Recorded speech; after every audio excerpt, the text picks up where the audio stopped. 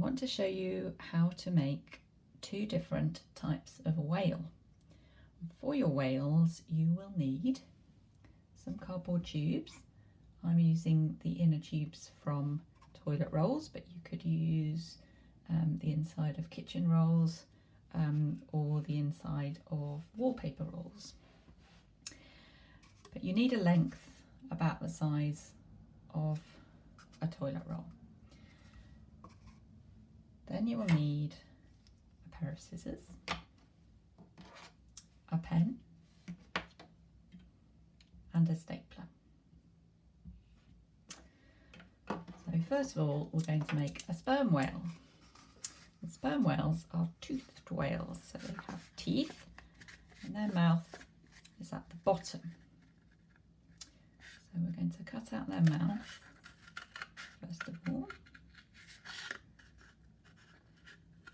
just by making a cut across the tube like so. Got a mouth there. And now we need to make the tail. The sperm whales are quite easy to make. So we're going to go to the back of the tube and cut into it diagonally, nearly through, but not quite, leaving about 1 centimetre free at the top. And then we'll cut the shape of the whale's body, curving right like this to meet your other cut.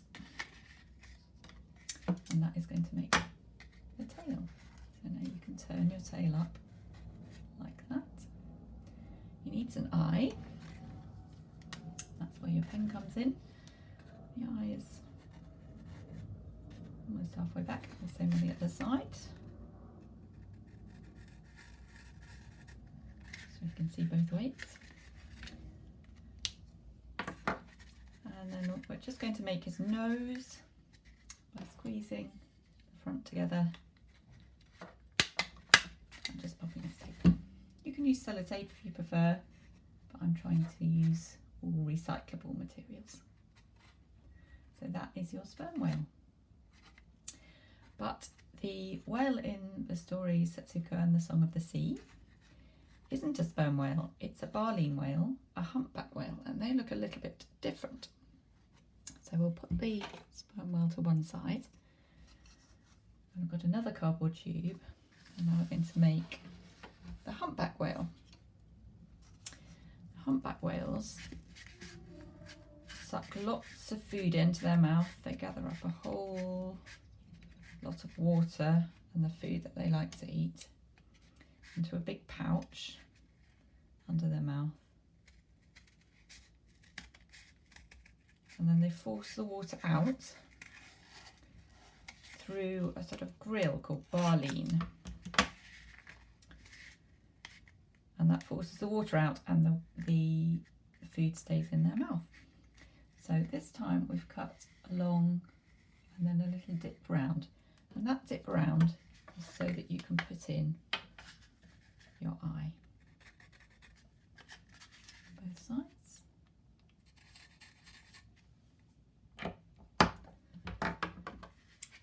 And then we're going to cut along here just to show the curve of the whale's mouth.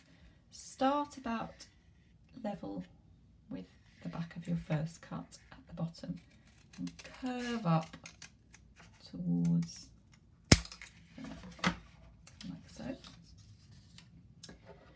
And now we're going to put the big pouched mouth underneath where they scoop up the sea with their food, the plankton and the krill that they like to eat. So I'm going to put the pouches in on one side and the other side.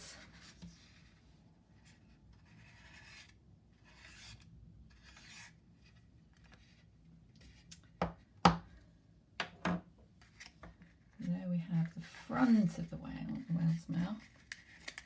We're not going to staple that yet, we're going to staple it later. We're going to cut the tail out, and then very importantly we need to make some front flippers, which are a big feature of the humpback whale. So just like with the sperm whale, we're going to cut up diagonally almost all the way through, but not quite to the top. And then again, curve up from the bottom to meet it. Keep this bit. There we've got the tail. And every whale's tail, the tail of a whale is called the fluke, and every one is different. So you can identify a whale by looking at its fluke. Now we need to put the front flippers in here. So we're going to fold our tube in half the other way. It looks a bit funny at this stage. And just make some small cuts in the side.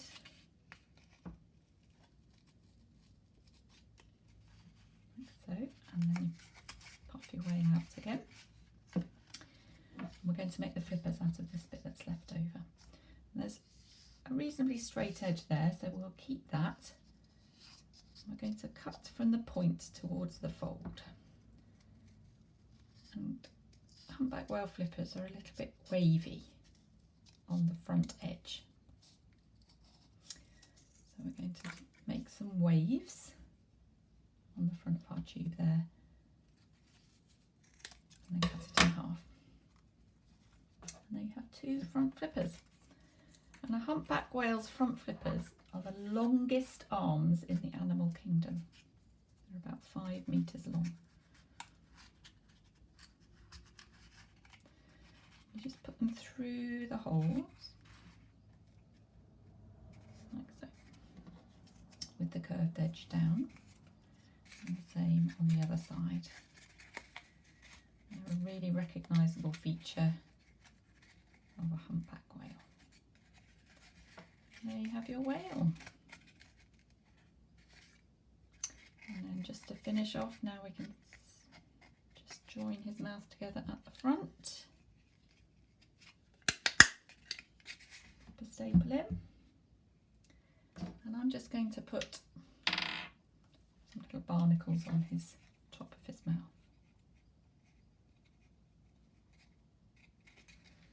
Because whales, as they're travelling through the ocean, they often collect barnacles on their nose. And there you have a humpback whale, just like the one in Setsuko and the Son of the Sea.